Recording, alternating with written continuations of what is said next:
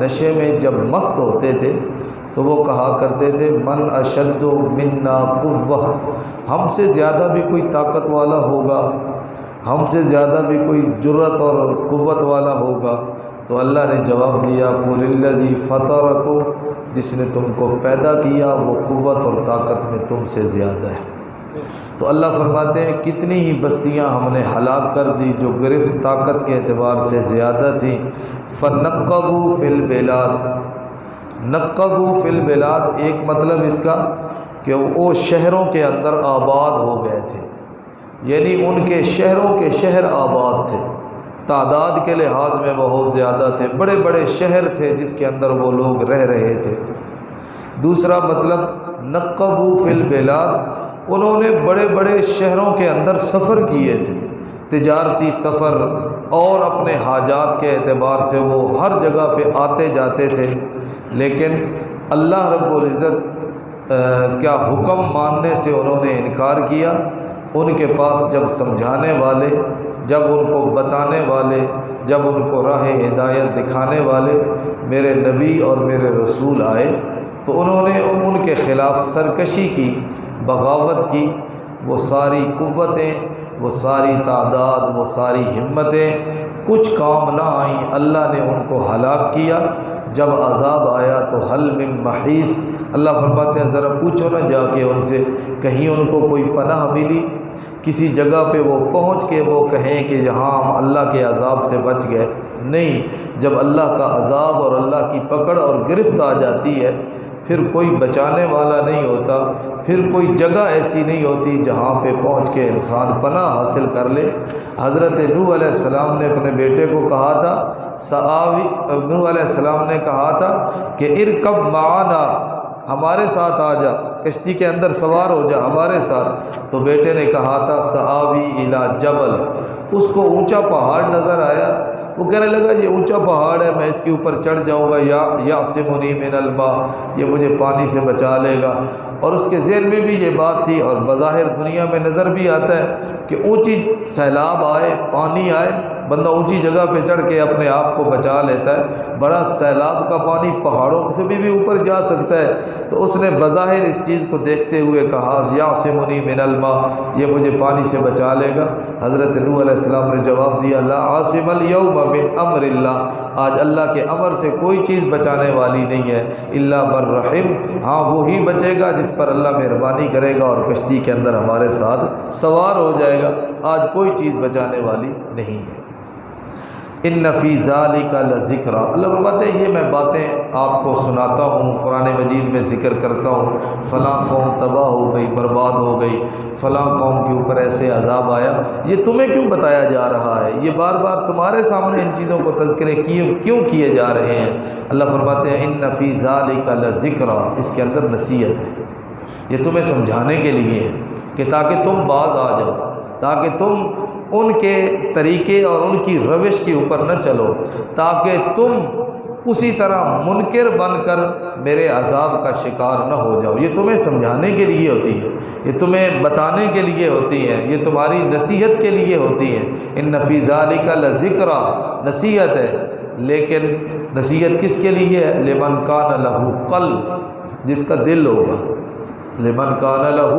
قلب، جس کے پاس دل ہے اسی کے لیے نصیحت ہے۔ اب دل تو ہر کسی کے پاس ہوتا ہے، کون سا آدمی ہے جس کا وجود دل سے خالی ہو؟ دل کے بغیر تو انسان کا وجود ہے ہی نہیں۔ یہی دل ہے جو انسان کے جسم کے اندر ایک بنیاد کی حیثیت رکھتا ہے، یہ صحیح ہے سارا جسم صحیح، یہ خراب تو سارا جسم خراب، حدیث کے الفاظ ہیں۔ تو دل کے بغیر بھلا کوئی انسان رہ سکتا ہے؟ تو اللہ فرماتے ہیں یہ نصیحت اس کے لیے ہے جس کے پاس دل ہو۔ تو یہاں دل سے مراد جس آدمی کے پاس سمجھنے کی اور غور و فکر کرنے کی کوئی بات ہو، جو غور و فکر کرنا جانتا ہو۔ یہ قرآن مجید میں ایک اور مقام پہ اللہ رب العزت فرماتے ہیں فَكَأَيٍّ مِّن قَرْيَةٍ أَهْلَكْنَاهَا وَهِيَ ظَالِمَةٌ فَهِيَ خَاوِيَةٌ عَلَىٰ عُرُوشِهَا وَبِئْرٍ مُّعَطَّلَةٍ وَقَصْرٍ مَّشِيدٍ، اللہ فرماتے ہیں کتنی بستیاں ہم نے ہلاک کی، ختم ہو گئیں، وہ ظالم لوگ تھے، آج ان کے مکانات، ان کی عمارتیں وہ زمین بوس ہو چکی ہیں، بڑے بڑے آباد کنویں جہاں پر ان کی زمینیں تھیں اور کھیتیاں وہ اگایا کرتے تھے وہ ساری ختم ہو گئی، بڑے بڑے محلات جو عیش و عشرت کا مرکز ہوا کرتے تھے ان کا نام و نشان مٹ گیا۔ یہ ذکر کر کے آگے اللہ کہتے ہیں افلم یسیروا فی الارض، زمین کے اندر ان لوگوں نے گھوم پھر کے نہیں دیکھا، یہ جا کے دیکھیں ان لوگوں کے نشانات، لیکن کیا ہو ان کو کیا نظر آئے، فتکون لہم قلوب یعقلون بہا، ان کے پاس دل ہوتے نا تو یہ جا کے سمجھتے، او آذان یسمعون بہا، کان ہوتے تو جا کے یہ سنتے جا کر ان کی باتیں، فإنها لا تعمى الابصار ولكن تعمى القلوب التي في الصدور، سامنے سارا انجام ان لوگوں کا نظر آ رہا ہو، وہ ساری چیزیں سامنے موجود ہوں اور انسان دیکھ کر بھی اور ان کو پرکھ کر بھی پھر بھی نہ سمجھے نا، تو اس کو ہماری زبان میں بندے کہتے ہیں یہ بندہ دل کا اندھا ہے، یہ بندہ دل کا اندھا ہے۔ تو اللہ نے بھی یہی کہا فإنها لا تعمى الأبصار، یہ آنکھوں کے اندھے نہیں ہیں، ولكن تعمى القلوب التي في الصدور، یہ دل کے اندھے لوگ ہیں جو سب کچھ دیکھنے کے باوجود بھی سمجھ نہ سکے۔ والدین استاد اپنے شاگرد کو، اپنے بیٹوں کو، اپنے بچوں کو سمجھاتے ہیں بیٹا یہ کام نہیں کرنا، فلاں جگہ پہ نہیں جانا، او فلاں آدمی کی حالت دیکھ، فلاں کو دیکھ اس نے یہ کام کیا، نتیجہ نقصان اٹھایا، ناکام ہوا، نامراد ہوا، اور وہ بیٹا وہ شاگرد بار بار سمجھانے کے باوجود پھر بھی اسی کام پہ لگا رہے، تو جب وہ پکڑا جاتا ہے، جب وہ ناکام اور نامراد ہوتا ہے نا، تو پھر استاد بھی، پھر بڑے بھی، پھر والدین بھی، پھر سارے کیا کہتے ہیں، سمجھانے کے باوجود یہ باز نہیں آیا، دیکھنے کے باوجود اس کو سمجھ نہیں آئی، تو یہ آنکھوں کا اندھا نہیں ہے، یہ دل کا اندھا ہے۔ اللہ رب العزت بھی یہی کہتے ہیں یہ دل کے اندھے ہیں جو سب کچھ دیکھنے کے باوجود سمجھ نہیں رہے۔ وَكَمْ أَهْلَكْنَا لِمَنْ كَانَ لَهُ قَلْبٌ أَوْ أَلْقَى السَّمْعَ وَهُوَ شَهِيدٌ، جو توجہ کے ساتھ اپنے کان لگا کے یہ باتیں سمجھے گا اسی کے لیے ان باتوں کے اندر نصیحت ہوگی۔ وَلَقَدْ خَلَقْنَا السَّمَاوَاتِ، اب آگے اللہ رب العزت اپنی قدرت کاملہ کو ذکر کرتے ہوئے فرماتے ہیں، ایک ذہن میں خیال آتا ہے، اصل میں تو یہ ایک سوال کا جواب ہے، ایک ذہن میں خیال آیا کہ اتنے بڑے بڑے شہر یہ سارے برباد ہو گئے، اور یہ جو کفار سے، مجرمین سے، سرکش اور باغی لوگوں سے اتنے بڑے بڑے شہر بھرے ہوئے پڑے ہیں، یہ سارے ختم ہو جائیں گے، یہ آنن فانن سب چیز ختم ہو جائے گی، یہ کیسے ہو سکتا ہے؟ اللہ فرماتے ہیں میری قدرت کو دیکھو یہ کیسے ہو سکتا ہے۔ وَلَقَدْ خَلَقْنَا السَّمَاوَاتِ وَالْأَرْضِ، ہم نے آسمان و زمین کو پیدا کیا، مَا بَيْنَهُمَا، جو اس کے درمیان ہے، فِي سِتَّةِ أَيَّامٍ، 6 دنوں میں ہم نے یہ ساری کائنات بنائی، 6 دنوں کے اندر کائنات بنائی۔ تو جو اللہ اتنی بڑی کائنات کو ایک مصلحت کے تحت 6 دنوں کے اندر بنانے پہ قادر ہے نا، تو وہ آنن فانن اس کو ختم کرنے پر بھی قادر ہے۔ آسان انداز میں اللہ نے بات سمجھا دی، جو بنانے پہ قادر ہے وہ اس کو آنن فانن ختم کرنے پر بھی قادر ہے۔ اللہ نے ایک اور مقام پہ فرمایا انما قولنا لشیء اذا اردناه ان نقول له کن فیکون، ہم تو جس بات کا ارادہ کر لیتے ہیں، ادھر میرا ارادہ ہوا کن ہو جا فیکون، وہ چیز ہو جاتی ہے۔ یہ کن کا لفظ جو ہے نا، ہو جا، یہ ہمیں سمجھانے کے لیے کہا گیا ہے، وگرنہ اللہ کن کہنے کا بھی محتاج نہیں ہے۔ اللہ رب العزت کن ہو جا یہ کہنے کے محتاج بھی نہیں ہے، وہاں پر تو اللہ کی مرضی چلتی، انما اردنا ہو، اللہ بات ہے میں ارادہ کر لیتا ہوں وہ کام ہو جاتا ہے،